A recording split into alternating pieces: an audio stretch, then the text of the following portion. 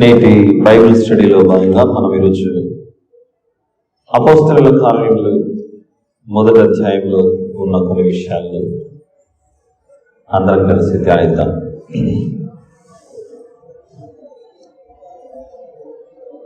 అపోస్తలుల కార్యములు మొదటి అధ్యాయం.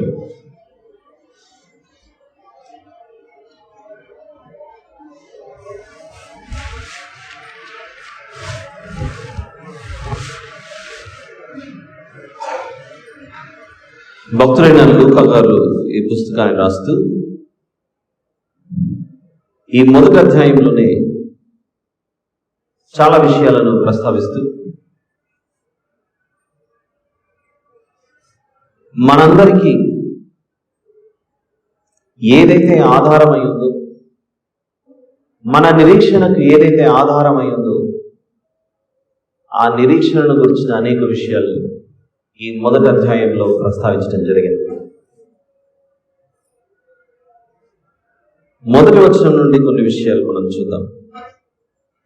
ఓ థెయోఫిలా, యేసు తాను ఏర్పరచుకున్న అపోస్తలులకు పరిశుద్ధాత్మ ద్వారా ఆజ్ఞాపించిన తర్వాత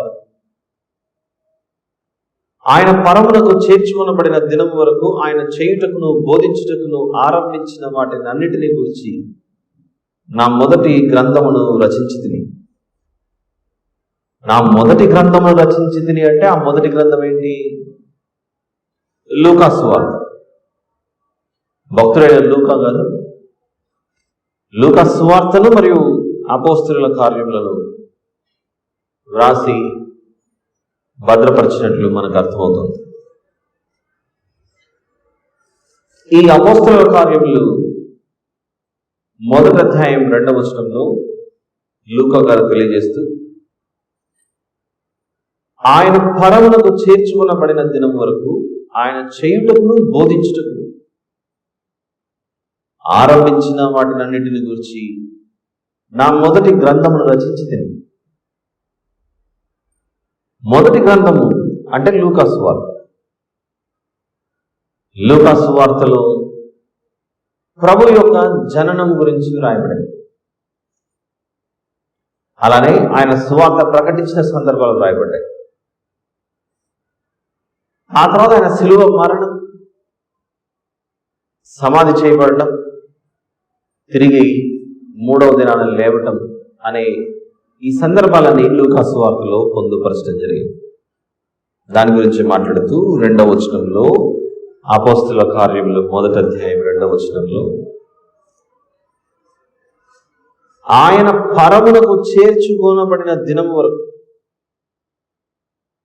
ఆయన చేయుటకును బోధించుటకును ఆరంభించిన వాటిని అన్నిటిని గురించి మొదటి గ్రంథము రచించింది అంటే ఈ 2వ వచనంలోనే లూకా గారు థెయోఫిలా గారికి ఒక క్లారిటీ ఇస్తున్నాడు, ఒక స్పష్టత. ఏమిటంటే అది యేసు ప్రభు యొక్క జననం, ఆయన సువార్త ప్రకటన, శిలువ మరణం, ఆయన సమాధి, ఆయన పునరుత్థానం. పునరుత్థానము జరిగి పరమునకు ఆరోహణమైన ఆ సందర్భాలన్నీ నేను నా మొదటి గ్రంథం రాశాను, అది లూకా సువార్త. ఇప్పుడు నేను నా 2వ గ్రంథం రాస్తున్నాను. దేని గురించి అంటే ఆయన పరమునకు చేర్చుకొనబడిన తర్వాత చోటు చేసుకున్న సంఘటన. యేసు ప్రభు పరమునకు వెళ్ళేంత వరకు ఉన్న సందర్భాలేమో నేను మన మొదటి గ్రంథం రాశాను. వెళ్ళిపోయిన తర్వాత ఆయన పేరును బట్టి, ఆయన నామాన్ని ప్రకటించుచు ఆయన శిష్యులు ఏవేవి చేశారో దానికి సంబంధించి నేను మరో పుస్తకాన్ని రాస్తున్నాను అని అపోస్తలుల కార్యంలో చెబుతున్నాడు. ఎందుకంత క్లారిటీ ఇస్తున్నాడు అని ఆలోచిస్తే, ప్రపంచంలో దేవుని గురించిన ఆలోచన సర్వమానవాళికి వారి వారి విశ్వాసాలను బట్టి ఉన్న మనం సేవించే, మనం పూజించే యేసు ప్రభు యొక్క ఆ విశ్వాసం మాత్రం మిగిలిన వాటితో పోల్చుకుంటే చాలా భిన్నంగా ఉండేది. మన విశ్వాసం అంతా దేని మీద ఆధారపడదు అని ఆలోచిస్తే, ఆయన శరీరధారిగా భూమి మీద జన్మించాడు. వచ్చిన ఆయన మనకు సువార్త ప్రకటించి శిలువ మరణం చెందాడు. మరణించిన తర్వాత ఆయనను అందరి వలనే తీసుకెళ్లి సమాధిలో పెట్టారు. తిరిగి 3వ దినాన లేచాడు. లేచిన ఆయన పరలోకానికి ఆరోహణమయ్యాడు. క్రైస్తవులు నమ్ముచున్నది ఏంటి? మనం నమ్ముచున్న విశ్వాసం ఏంటి? మనకున్న ఆధారం ఏంటి అనంటే, నా కొరకు ప్రభువు శరీరధారిగా వచ్చాడు. ఆ శరీరం ఒకరోజు శిలువ మీద నా కొరకు బలైంది. బలి అయిన ఆ దేహాన్ని తీసుకెళ్లి సమాధిలో ఉంచారు. 3 దినముల తర్వాత నూతనమైన శరీరంతో ఆయన తిరిగి లేచాడు. లేచిన ఆయన 40 దినములు అగుపడుచు ఆ తర్వాత పరలోకమునకు ఆరోహణమై వెళ్ళిపోయాడు. వెళ్ళిపోయిన ఆయన మరొక వాగ్దానం చేసి వెళ్ళిపోయాడు, మళ్ళీ తిరిగి వస్తానని. మన నమ్ముచున్న పునాది, మనందరికీ ఉన్న ఆధారం ఇప్పుడు చెప్పిన ఇవే. ఒకటి, ఆయన జననం, ఆయన మనకు ప్రకటించిన బోధ, బోధించిన బోధ, ఆయన శిలువ మరణం 3, 4 ఆయనను సమాధిలో పెట్టడం, 5 ఆయన తిరిగి లేవటం, 6 లేచిన ఆయన పరలోకానికి ఆరోహణం అవ్వటం, 7 వెళ్ళి అక్కడే ఉండక మళ్ళీ తిరిగి వస్తానని. ఈ 7 మీద, ఈ 7 విషయాల మీద ఈరోజు ప్రపంచంలో క్రైస్తవ్యం అనేది అలా నిలబడిపోయింది. మనం నమ్ముచున్న విశ్వాసము తప్ప మిగిలినది ఏది చూసుకున్నా క్రియల మీద ఆధారమై ఉంది. క్రియలు, పనులు. మనిషి తనకు నచ్చిన వాటిని ఎంచుకొని వాటి ప్రకారంగా చేస్తే నేను పరలోకానికి వెళ్తాను అనే అభిప్రాయంలో వారికి నచ్చిన విధంగా, మెచ్చిన విధంగా అవలంబించుకుంటూ వెళ్ళిపోతుంది మిగిలిన విశ్వాసాలు. అందులో ఎన్నో సమాజానికి సంబంధించి మంచి మాటలు, కొన్ని విషయాలు అక్కడక్కడ చెప్పబడుతున్నా. మంచి మాటలు అంటే నా ఉద్దేశం, ఇదిగో సత్యమే మాట్లాడాలి, అబద్ధం మాట్లాడాలి, ధర్మం చేయండి, అధర్మాన్ని పాటించకండి, ఇలాంటివి ఎన్నెన్నో కనబడతాయి మనం. వీటన్నిటిని పాటిస్తే, లేదా అన్నదానం చేస్తే, వస్త్రదానం చేస్తే, భూదానమో గోదానమో ఇంకోటి ఏ దానం చేస్తే వస్తుంది అనే అభిప్రాయాల్లో ఉన్నప్పుడు అలాంటి వాటన్నిటిని తిప్పికొట్టడానికే అపొస్తలుల కార్యముల్లోనే 10వ అధ్యాయంలో ఇవన్నీ చేయటంతో పాటుగా నీకు ఒకటి కొదువుగా ఉంది. ఇవన్నీ చేస్తూ నిన్ను నీవు నీతిమంతులుగా ఎంచుకుంటే అది పొరపాటు. అపొస్తలుల కార్యములు 10వ అధ్యాయంలో 1వ వచనం నుండి చూస్తే, ఇటలీ పటాలం అనబడిన పటాలములో శతాధిపతి అయిన కొర్నేలి అను భక్తిపరుడు ఒకడు కైసరియలో ఉండెను. అతడు తన ఇంటి వారందరితో కూడా దేవుని యందు భయభక్తులు గలవాడై ఉండి ప్రజలకు బహుధర్మము చేయుచు ఎల్లప్పుడూ దేవునికి ప్రార్థన చేయువాడు. బహుధర్మం చేయువాడట. దాన ధర్మాలు, ఏమేమి దాన ధర్మాలు చేస్తూ ఉన్నాడు. అలా దేవునికి ప్రార్థన చేస్తూ ఉండగా 3వ వచనంలో, పగలు ఇంచుమించు 3 గంటల వేళ, పగటి వేళ 3 గంటల వేళ దేవుని దూత అతని యొద్దకు వచ్చి కొర్నేలి అని పిలుచుట దర్శనమందు తేటగా అతనికి కనబడింది. అతడు దూత వైపు తేరి చూచి భయపడి, ప్రభువా ఏమని అడిగాను. అందుకు దూత, నీ ప్రార్థనలను, నీ ధర్మకార్యములను దేవుని సన్నిధికి జ్ఞాపకార్థముగా చేరినవి. ఇప్పుడు నీవు యొప్పేకు మనుషులను పంపి పేతురు అను మారు పేరు గల సీమోనును పిలిపించు. అతడు సముద్రపు ధరని ఉన్న సీమోనును ఒక చర్మకారుని ఇంట దిగి ఉన్నాడని అతనితో చెప్పారు. అతనితో మాట్లాడిన దూత వెళ్ళిన పిమ్మట అతడు తన ఇంటి పని వారిలో ఇద్దరిని తన యొద్ద ఎల్లప్పుడూ కనిపెట్టుకుని ఉండి వారిలో భక్తిపరుడకు ఒక సైనికుని పిలిచి వారికి ఈ సంగతులు నీవు వివరించి వారిని యొప్పేకు పంపాను. అలా పేతురు గారిని పిలిపించుకున్నాడు కొర్నేలు గారు. అలా ఇటలీ పటాల వలబడిన పటాలంలో కొర్నేలు గారు పిలిపించుకున్న తర్వాత పేతురు గారు వచ్చి ఏమని ప్రకటిస్తున్నారో 34-35 వచనాల్లో ఉంటుంది. ఇదే అధ్యాయం 10వ అధ్యాయంలో 34-35 వచనాల్లో దేవుడు పక్షపాతి కాడని నిజముగా గ్రహించి ఉన్నాను. దేవుని పార్షాలిటీ లేదు. పక్షపాతి కాడని నిజముగా గ్రహించి ఉన్నాను. ప్రతి జనములను ఆయనకు భయపడి నీతిగా నడుచుకున్న వారిని ఆయన అంగీకరించును యేసుక్రీస్తు అందరికీ ప్రభువు అనే మాట పేతురు గారు మాకు మాత్రమే కాదు, ఇశ్రాయేలీయులైన మాకు మాత్రమే కాదు, మీకు కూడా ఆయన ప్రభువే. ప్రతి జనములో దేవునికి ఎవరెవరైతే భయపడతారో వారందరికీ ఆయన సమీపంగా ఉన్నటువంటి దేవుడు అని సందేశిస్తున్నాడు. అయితే ఈరోజు ఈ బైబిల్ స్టడీలో నేను మీకు కొన్ని విషయాలను తెలిసినవే మరొకసారి గుర్తు చేయాలనుకుంటున్నాను. అదేంటో, ఒకటి, అపోస్తలుల కార్యములు 1వ అధ్యాయం 2వ వచనంలో ఆయన జననం గురించి రాయబడింది. అక్కడ మీరు చూస్తే 2వ వచనం, అపోస్తలుల కార్యములు 1వ అధ్యాయం 2వ వచనం, తర్వాత ఆయన పరమునకు చేర్చుకొనబడిన దినం వరకు ఆయన చేయుటకును బోధించుటకును ఆరంభించిన వాటిని అన్నిటిని గురించి నా మొదటి గ్రంథములు రచించింది నేను. నా మొదటి గ్రంథములు రచించింది. ఆ మొదటి గ్రంథంలోనే కదా గబ్రియేలును దేవదూత మరియమ్మకు ప్రత్యక్షమై దయాప్రాప్తురాలా నీకు శుభమని ఆ మొదటి గ్రంథంలో ఉన్నది. ప్రభు యొక్క శరీర సంబంధమైన ఆ జన్మ గురించి అక్కడ ప్రస్తావించడంతో పాటుగా 3వ వచనంలో ఆ వచ్చిన ప్రభు శ్రమ పడిన తర్వాత అని చూడండి. 3వ వచనంలో భూమి మీదికి శరీరధారిగా వచ్చిన ఆయన శ్రమ పడ్డాడు. ఏమిటా శ్రమ? శిలువ మరణం చెందినంతగా శ్రమ పడ్డాడు. అలా శ్రమపడి 40 దినముల వరకు వారికి అగపడుచు 40 దినముల వరకు వారికి అగపడుచు అనే మాటలో ఏమి దాగుంది? ఆయన తిరిగి లేచాడు అని అర్థం. అది ఒకవైపు జననం కవర్ చేస్తున్నాడు లూకా గారు,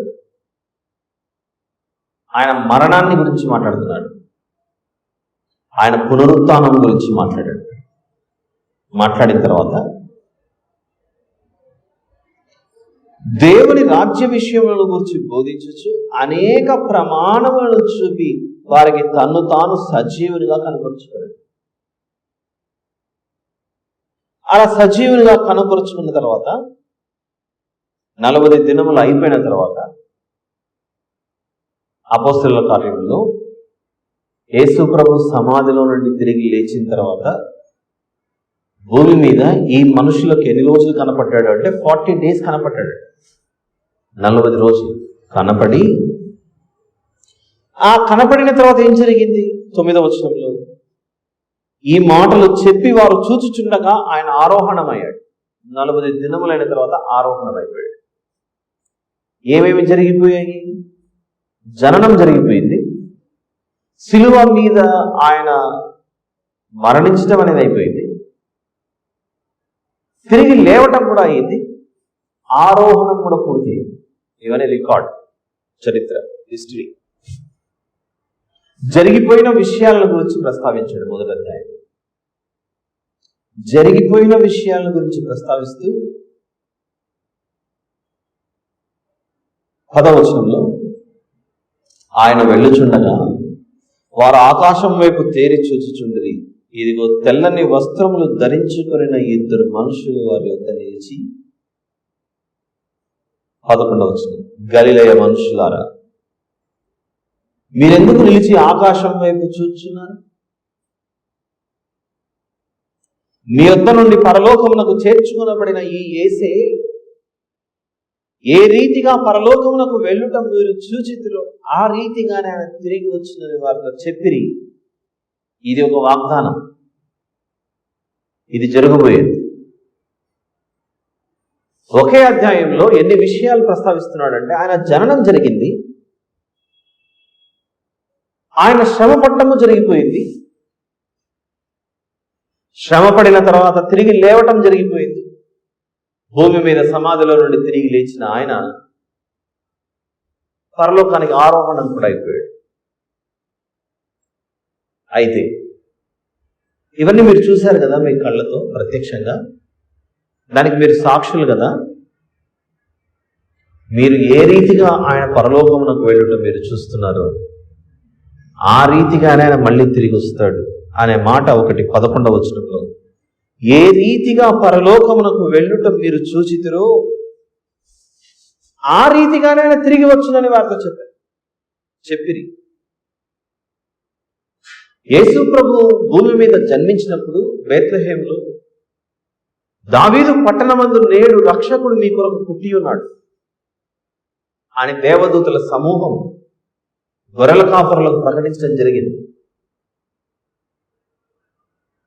దానికంటే ముందు మరియమ్మ గారితో, దయాప్రాప్తురాల నీకు శుభం, ఆయన ఇంకా రాలేదు భూమి మీదకి, నీ గర్భమందు ప్రవేశించబోతున్నాడు అనే మాటను మోసుకొని వచ్చాడు గబ్రియేలను దేవదూత.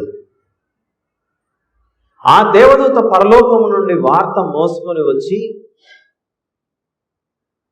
స్త్రీలలో ధన్యురాలుగా పిలువబడిన మరియమ్మ గారికి ఆ మాట చెప్పగానే ఆ మాట చొప్పున ఆవిడ జరిగిపోయింది. కన్యక గర్భాన్ని ధరించి లోకరక్షకుడిని భూమి మీదకి తీసుకురావడంలో దేవుడు ఆ స్త్రీని ఒక ఉన్నతమైన పాత్ర పోషించే విధంగా ఉపయోగించాడు. ప్రభు పరిచర్యలకు భాగమైందా? ఈ వార్తను ఎవరు మోసుకొని వచ్చారు? లూకా సువార్త 1వ అధ్యాయానికి వెళ్దాం ఒకసారి. 26వ వచనంలో, 6వ నెలలో గబ్రియేలను దేవదూత గలిలయలోని నజరేతను ఊరిలో దావీదు వంశస్థుడైన యోసేపును ఒక పురుషునికి ప్రదానము చేయబడిన కన్యక యొద్దకు దేవుని చేత పంపబడింది. ఆ కన్యక పేరు మరియ. ఆ దూత లోపలికి వచ్చి ఆమెను చూచి, దయాప్రాప్తురాల నీకు శుభము, ప్రభువు నీకు తోడై ఉన్నాడని చెప్పారు. ఆమె ఆ మాటకు బహుగా తొందరపడి ఈ శుభవచనం ఏమిటో అని ఆలోచించుకుని దూత మరియా భయపడకు, దేవుని వలన నీవు కృప పొందితివి, ఇదిగో నీవు గర్భము ధరించి కుమారుని కని ఆయనకు యేసు అని పేరు పెట్టుదు. ఆ దూత వచ్చి చెప్పినట్లుగానే ఆ స్త్రీ విషయంలో జరిగింది, చోటు చేసుకుంది. యేసు ప్రభు రానే వచ్చాడు. ఆ తర్వాత మళ్ళీ ఆ దూతలు ఎప్పుడు కనపడ్డారు అని ఆలోచిస్తే, బేత్లెహేములో ఆయన జన్మించిన తర్వాత మీరు వెళ్ళి చూడండి, దావీదు పట్టణమందు నేడు రక్షకుడు మీకు పుట్టి ఉన్నాడు. అప్పుడు ఇంకా చిన్న పసిబిడ్డగా ఉన్నాడు కనుక ఆయన పక్షాన, ఆయన తరపున దేవదూతలు వచ్చి మాట్లాడారు. శరీరాన్ని బట్టి ఆయన పసికందుగా ఉన్నాడు. ఎప్పుడైతే పెరిగి పెద్దవాడయ్యాడు, దూతలతో పని లేదు. దూతలతో పని లేకుండా దేవుడే మనుషులకు ప్రకటించుకుంటూ వచ్చాడు. అలా దేవుడే మనుషులతో ప్రకటించుకుంటూ వచ్చిన తర్వాత ఆయన చెప్పే మాటలు ఆ సమాజానికి అర్థం అవ్వలేదు, అంతు చిక్కట్లేదు. ఆయన గురించి అర్థం చేసుకున్నాక చివరికి సిలువ మీద కొట్టి చంపేశారు. చంపేసిన తర్వాత ఇంతటితో ఇతని పని అయిపోయింది, ఇక లేడు అని వీళ్ళు అనుకున్నారు. కానీ అక్కడ జరిగింది ఏంటంటే, అక్కడ జరిగినది ఫిలిప్పీలకు రాసిన పత్రికలో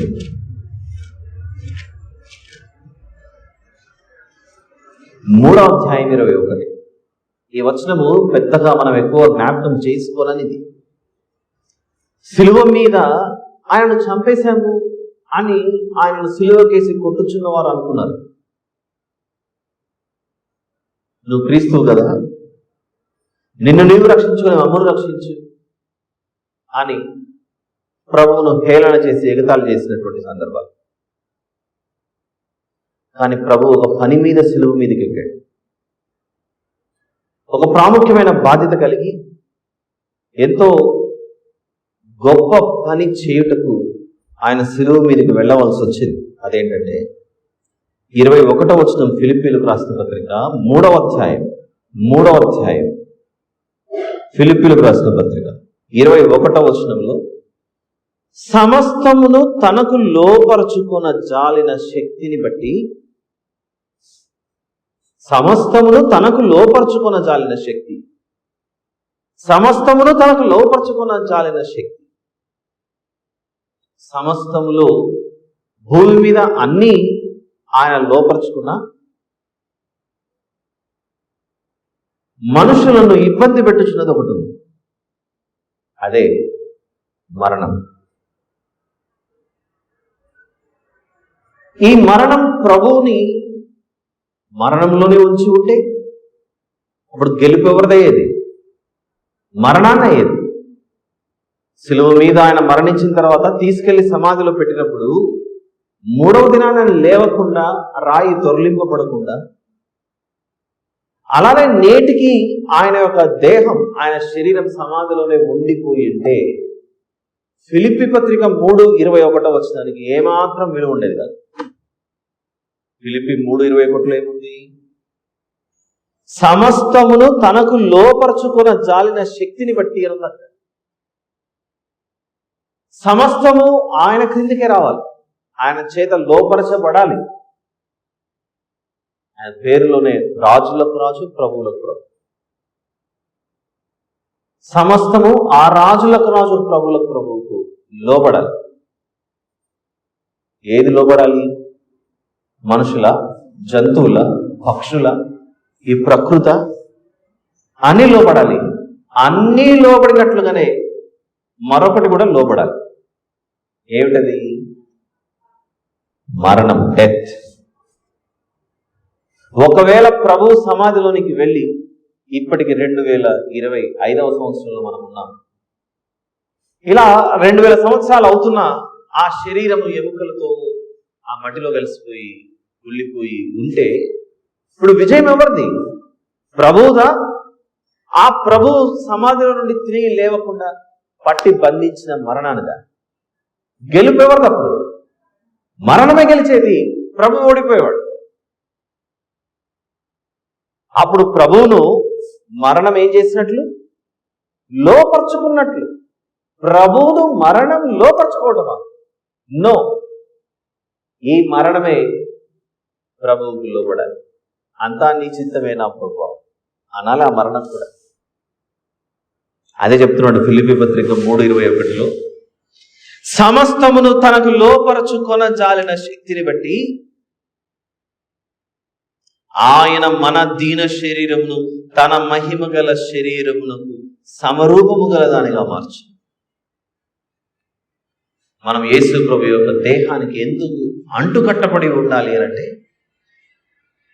ఆయన దేహం ఏనాడో తిరిగి లేచిన విధముగా నేడు మనం ఆయనకు అంటుకట్టబడి ఉంటే, ఆ దినం సంభవించినప్పుడు ఆయన దేహం ఆల్రెడీ పునరుత్థానంలో పాలు పంచుకొని ఉన్నది కనుక మనము కూడా ఆ పునరుత్థానంలో పాలిభాగస్థులం అవుతాం. శిరస్సు ఆయన, దేహం మనం. అందుకే భక్తుడు ఈ విషయం గురించి మాట్లాడుతూ గలతీ పత్రిక 2వ అధ్యాయంలో 20వ వచనం, గలతీ 2:20, నేను క్రీస్తుతో కూడా సిలువ వేయబడి ఉన్నాను, ఇక నువ్వు జీవించువాడను నేను కాను, క్రీస్తే నా యందు జీవించుచున్నాడు. నేనిప్పుడు శరీరమందు జీవించుచున్న జీవితము నన్ను ప్రేమించి నా కొరకు తన్ను తాను అప్పగించుకున్న దేవుని కుమారుని యందలి విశ్వాసము వలన జీవించుచున్నాను. ఏమిటో ఒక విశ్వాసం వలన జీవించున్నాడు అంటే ఫెయిత్ అంటే faith over fear. Not fear over faith. Faith over fear అంటే క్రైస్తవుడు దేనికి భయపడడు. ఎందుకు భయపడ్డు?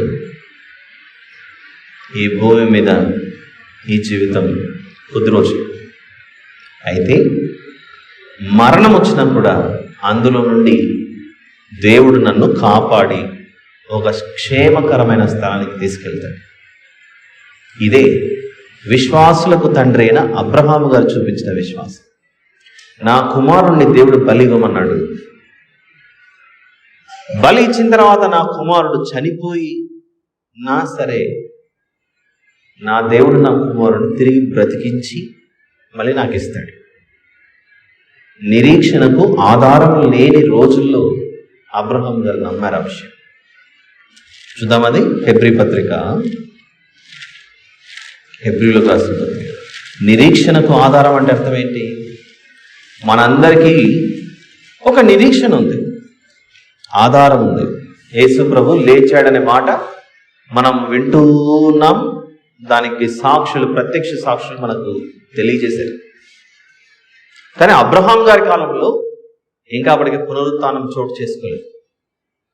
హెబ్రీలకు రాసిన పత్రిక 11వ అధ్యాయం,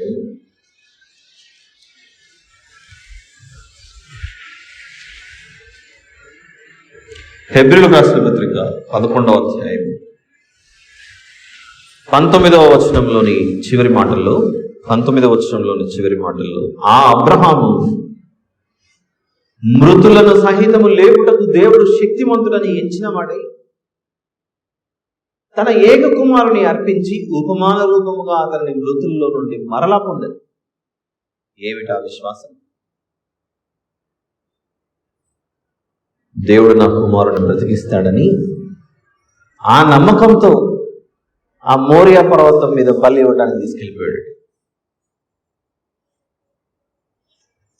గబ్రియేలు అనే దేవదూత మరియమ్మ గారికి వచ్చి ఆ మాట చెప్పగానే ఆవిడ నమ్మింది, విశ్వసించింది. నేను పురుషుని ఎరుగని దాననైనను దేవుడి కార్యం జరిగించి నా ద్వారా లోకరక్షకుని తీసుకొని వస్తున్నాడు అనే మాట గబ్రియేలు గారు ఆ మాటలు చెప్పగానే మరియమ్మ గారు నమ్మారు. నీ కుమారుని బలి ఇవ్వు అని చెప్పగానే, ఎందుకు ప్రభువా, 100 సంవత్సరాల వయసులో నాకు కుమారుని ఇచ్చిన ఒక్క కుమారుడు కూడా నువ్వు బలి తీసుకుంటున్నావే, ఇక నా భవిష్యత్తు ఏంటి అని మాట్లాడకుండా దేవుడు చెప్పిన మాటకు ఏమాత్రం ఎదురు తిరగకుండా ముందుకెళ్ళిపోయాడు అబ్రహాం గారు. చేపలు పడుతున్న జాలర్లను ప్రభువు చూసి, మీరు చేపలు పట్టే జాలలు కాదు, మనుషులు పట్టు జాలుగా చేస్తాను, నన్ను వెంబడించండి అన్నాడు. ఆ మాట వినబడగానే శిష్యులు ఉన్న పాటున తరలొచ్చేశారు. ఒక క్షణము కూడా, ప్రభువా, మేము మా వృత్తి ఇది, మా జీవనోపాధి ఇది, మాకు ఆధారమే, నువ్వు మా పడవలను, మా చేపలను, మా వృత్తిని అందరినీ వదులుకొని రమ్మంటే మా కుటుంబాల పరిస్థితి ఏంటి, మేము ఎలా పోషించాలి అనే ఆలోచన లేకుండా, అనుమానించకుండా చెప్పిన వెంటనే అక్కడి నుంచి కథలు వచ్చేసాయి. విశ్వాసం అనేది, ఫెయిత్ అనే దాని విషయంలో మాట్లాడుతున్నాను అప్పటి నుంచి. నేను విశ్వాసం విషయంలో మనం ఎంత బలంగా ఉండాలో ఆనాడు చోటు చేసుకున్న సంఘటనలు మనం చదువుకుంటూ నేర్చుకుంటూ, దేవుని యందు మనకి ఏమి ఈ లోకంలో ఎదురైనా ఆయన నుండి తొలగిపోకుండా ఉండడానికి మన జీవితాన్ని అంత బలపరచుకోవాలండి. ఇంకొక పత్రికలో, రోమపత్రిక 8వ అధ్యాయంలో, రోమిల్ రాసిన పత్రిక 8వ అధ్యాయంలో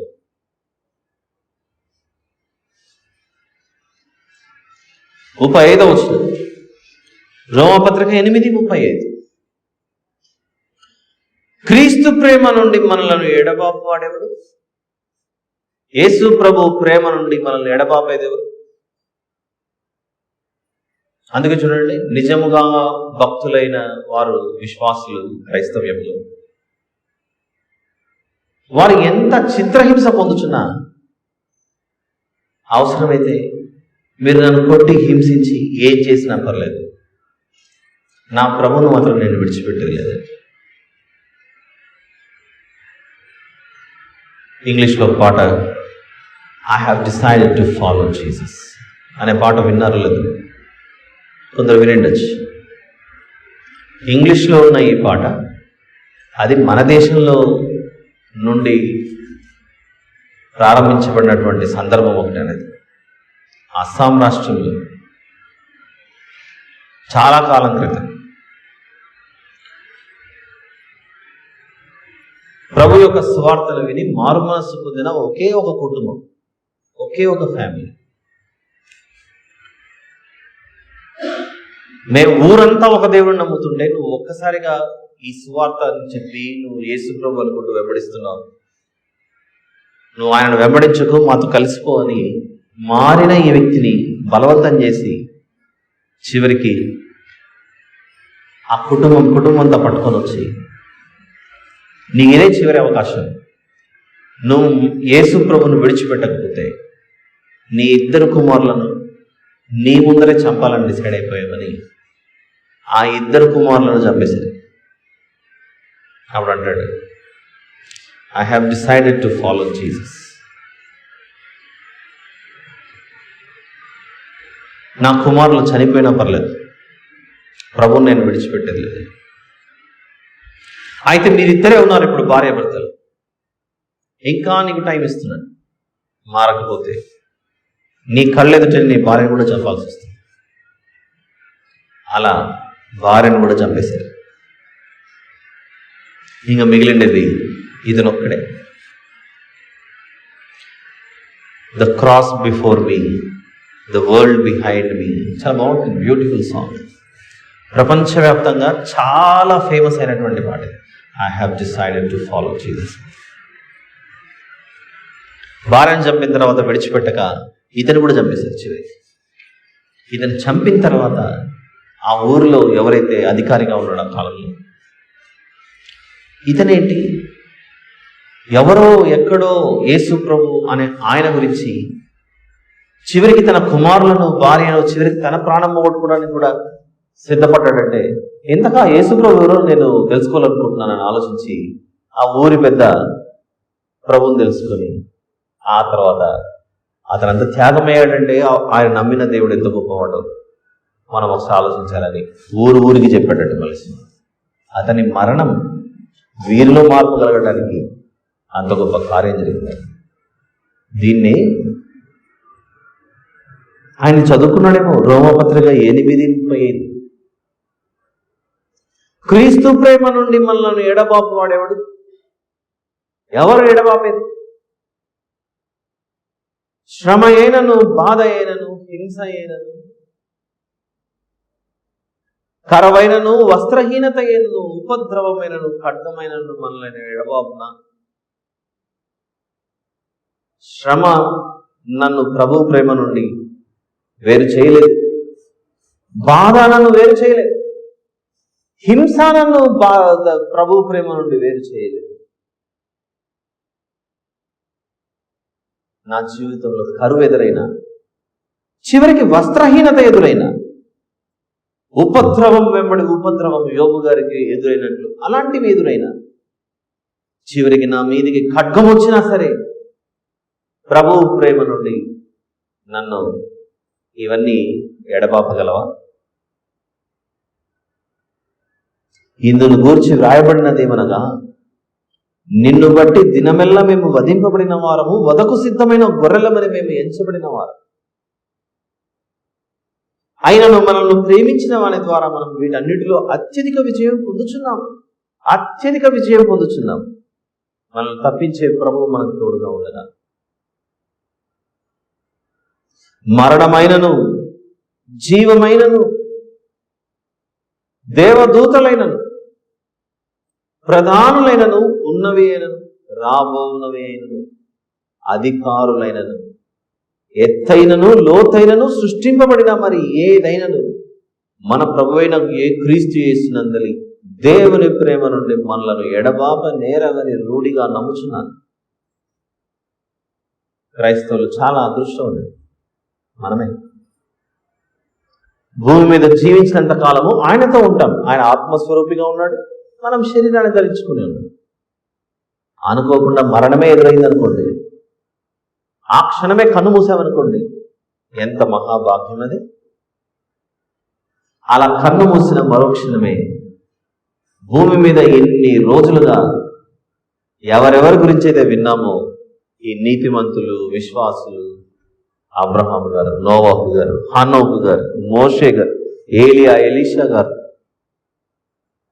యెహోషువ, అపోస్తలులైన 12 మంది, ఇలాంటి వారితో పాటుగా భూమి మీద ఎందరైతే నీతిమంతులు నిద్రించి ఎక్కడికైతే చేరుకున్నారో, ఒక్కసారిగా వారందరినీ ప్రత్యక్షంగా చూసే ఒక మహా గొప్ప అవకాశం అది. అలాంటి అద్భుతమైన అవకాశమే మరణం. దానిని ఎరిగిన భక్తులు ఈ విధంగా రాస్తున్నారు. ఏం రాస్తున్నారు? 38వ వచనంలో, రోమాపత్రిక 8:38లో, మరణమైనను జీవమైనను, దేవదూతలైనను ప్రధానులైనను నన్ను వేరు చేయగలవా? నా మట్టుకైతే బ్రతుకుట క్రీస్తే, చావైతే లాభం. ఎందుకు? భూమి మీద ఉన్నా ప్రభు మాటనే నా నోట, భూమిని విడిస్తే ప్రభుతోనే నా సహవాసం. ఆయన ఆత్మరూపిగా ఉండే అనేక విషయాలు నేను అక్కడికి వెళ్ళి తెలుసుకుంటా. నేను విశ్రాంతి నొందే స్థలంలోకి వెళ్ళిపోతాను. మట్టి గూడు, ఇన్ని రోజులు దీన్ని శరీరం, దేహం అనుకుంటూ ఉన్నాం కనుక దాన్ని అలంకరించుకుంటున్నాను. ఒక్కసారిగా ఈ దేహాన్ని మట్టి గూడు అని అనుకుంటే, ఒక పంజరములో బంధించిన ఒక పక్షిని ఒక్కసారిగా తలుపు తెరిస్తే ఆ పక్షి ఎలాగైతే ఎగిరిపోతుందో, ఈ నరుని యొక్క దేహంలో నుండి ఆత్మ అలా స్వేచ్ఛ స్వతంత్రాలతో మరొక నూతన దేహాన్ని పొందుకోవడానికి పరుగులిడి వెళ్ళిపోతుంది. ఇది మనకు మాత్రమే ఉన్న గొప్ప నిరీక్షణ. ఏమంటున్నాం ఈరోజు? నాయన, దేవదూత చెప్పగానే మరియమ్మ నమ్మింది, దేవుని విషయాలు చెప్పగానే అబ్రహాం గారు నమ్మారు. అలానే కళ్ళతో ప్రత్యక్షంగా చూశారు, ఆయన జననం చూశారు, బహిరంగముగా బాహాటముగా ఆయన సిలువ కేసి కొడితే అక్కడ చూశారు, తిరిగి లేవటం చూశారు. ఏ దూతలైతే ఆనాడు భూలోకానికి ఇన్ని విషయాలు ప్రకటించుకుంటూ వచ్చినప్పుడు చెప్పినవన్నీ ఎలాగైతే జరిగాయో, నేటి సమాజానికి కూడా అపోస్తలుల కార్యములు 1వ అధ్యాయం 11వ వచనంలో, ఏ రీతిగా పరలోకమునకు వెళ్ళుట మీరు చూచితిరో, ఇలా జరిగిపోయింది, వెళ్ళిపోవడం అనేది మీరు చూశారు. అపోస్తలుల కార్యములు 1వ అధ్యాయం 11, ఏ రీతిగా పరలోకమునకు వెళ్ళుట మీరు చూచితిరో. ఎవరు మాట్లాడుతున్నారు ఈ మాటలు? 10వ వచనం నుండి చూస్తే, ఆయన ఆకాశమునకు ఆరోహణం అవుతుంటే ఒక మేఘము అడ్డుకొని ఆయన కనబడకుండా ఆయనను తీసుకెళ్ళిపోతుంటే, వీళ్ళు ఇంకా ఆకాశం వైపు తేరి చూస్తున్నారు. మేఘం అలా పక్కకు పోతుందేమో, ఆయన మళ్ళీ మాకు కనబడతాడేమో. అప్పుడు వెంటనే దేవదూతలు ప్రత్యక్షమై, ఇదిగో తెల్లని వస్త్రములు ధరించుకున్న 2 మనుషులు వారి యొద్ద నిలిచి, గలిలయ మనుషులారా, మీరెందుకు నిలిచి ఆకాశం వైపు చూచుచున్నారు? మీ యొద్ద నుండి పరలోకమునకు చేర్చుకొనబడిన ఈ యేసే ఏ రీతిగా పరలోకమునకు వెళ్ళుట మీరు చూచితిరో, ఆ రీతిగానే ఆయన తిరిగి వచ్చిందని వారితో చెప్పారు. ఏ రీతిగా వెళ్ళాడు? మహిమ శరీరంతో వెళ్ళాడు. ఏ రీతిగా వెళ్ళాడు? వీరు చూస్తూ ఉండగా వెళ్ళాడు. ఏ రీతిగా వెళ్ళాడు అని ఆలోచిస్తే, ఆకాశము తెరుచుకుని ఆయన వెళ్ళిపోయాడు. ఏ రీతిగా వెళ్ళాడు ఆ రీతిగానే మళ్ళీ తిరిగి వస్తాడు. ఆకాశం తెరవబడుతుంది, ఆయన దిగి రావటం, ఆ మహిమ శరీరంలో దిగి రావటం, అది సత్యం. దాన్ని మీరు చూస్తారు. ఎవరెవరు చూస్తారు? అది కూడా కొంచెం క్లారిటీ కావాలి. ప్రకటన గ్రంథం 1వ అధ్యాయం. ప్రకటన గ్రంథము 1వ అధ్యాయం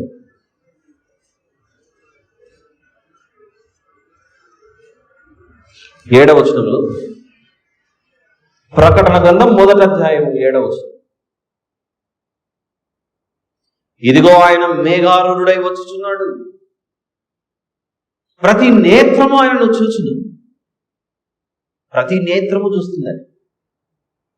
ఒకవేళ పుట్టుకతో ఎవరికైనా అంధత్వం, గుడ్డితనం ఉంటే ప్రభు వచ్చే సమయానికి ఆ నేత్రాలు కూడా చూస్తాయట. అదే దాని భావం. ప్రతి నేత్రము ఆయనను చూచును, ఆయనను పొడిచిన వారును చూచిదరు. భూజనులందరూ ఆయనను చూచి రొమ్ము కొట్టుకుందరట. ఎందుకు రొమ్ము కొట్టుకుంటారు? అయ్యో, ఇంత గొప్ప దేవుడు చెప్పిన మాట మేము వినలేదే. ఎక్కడో ఒక నదిలో వెళ్ళి ఒక్కసారి అలా మునిగి రావడానికి లక్షలు కోట్ల మంది వెళ్తున్నారు. ఇలాంటివన్నీ మనం మా వార్తల్లో వినేటప్పుడు మనకు అనిపిస్తుంది, ఓ నిజంగానే పుణ్యం రావాలంటే, ఆ పరలోకమో స్వర్గమో చేరుకోవాలంటే అందరూ అలా మునుగుతున్నారు, నాకు లేదే అవకాశం. ఎందుకంటే మనం ఉంటున్న దేశంలో ఇలాంటి మాటలు, ఇలాంటి వార్తలు మన చెవిన పడినప్పుడు ఒకసారి మనం కూడా ప్రభావితం చెందుతాం. ఎలా? అందరూ ఎక్కువ మంది ఒకే టిఫిన్ సెంటర్కి పోతున్నారు అనుకోండి, ఫలానా చోట బాగుంటుందని మనకు కూడా ఏం ఆశపడుతుంది? ఓ, అంతమంది వెళ్ళి అక్కడ తింటున్నారంటే ఏదో స్పెషాలిటీ ఉంది, నేను కూడా ఒకసారి వెళ్ళి తినాలి. అలా ఒక్కొక్కసారి ఆత్మీయ జీవితంలో కూడా ఏమాత్రం ఆలోచన లేకుండా అంతమంది అటు వెళ్తున్నారే అంటే వాళ్ళది ఏదో ఉంది అక్కడ అని మనకు కూడా సందేహం వచ్చి, అసలు నేను నమ్ముతున్న దేవుడు కరెక్టా కాదా అనే డౌట్లోకి వెళ్ళిపోతారు. అప్పుడు మనలాంటి మనుషులు సమాజంలో ఉంటారు కనుకనే బలహీనులు. మత్తయి సువార్త 7వ అధ్యాయంలో 13-14 వచనాల్లో ఒక మాట అన్నాడు యేసు ప్రభు. మనకు అలాంటి బలహీనతలు ఉంటాయి కనుకనే దేనికి అప్లై చేయాలో తెలియక కోట్ల మంది ప్రజలు ఎక్కడో ఒక చోట నది దగ్గరికి వెళ్ళి ఆ నదిలో ఆ మురికి నీళ్ళల్లో అలా ఒక్కసారి మునిగి బయటకు వచ్చేస్తాయి. అదేదో మేలు జరుగుతుందో లేదో, పుణ్యం వస్తుందో ఇంకేం వస్తుందో మనకు తెలియదు. దాన్ని చూస్తున్న మనకు అలాంటివి ఏం లేవే అని అనిపిస్తుంటుంది. ఎందుకంటే యేసు ప్రభు మనల్ని అలాంటి వాటన్నింటిలో నుండి తప్పించండి. మత్తయి సువార్త 7వ అధ్యాయం 13-14 వచనాలలో ఒక మాట ఉంది, జాగ్రత్తగా. ఇరుకు ద్వారమున ప్రవేశించుడి, నాశనమునకు పోవు ద్వారము వెడల్పును, ఆ దారి విశాలమునై ఉన్నది. నాశనమునకు పోవు ద్వారము వెడల్పు, చాలా పెద్దది, విశాలంగా. ఆ దారి విశాలమునై ఉన్నది, దాని ద్వారా ప్రవేశించువారు కొందరే అనుందా, అనేకులనుందా? ఆ విశాల మార్గమున ప్రవేశించువారు అనేకులు, చాలా మంది వెళ్తుంటారు. జీవమునకు పోవు ద్వారము ఇరుకును, ఆ దారి సంకుచితమునై ఉన్నది, దాని కనుగొని వారు కొందరే.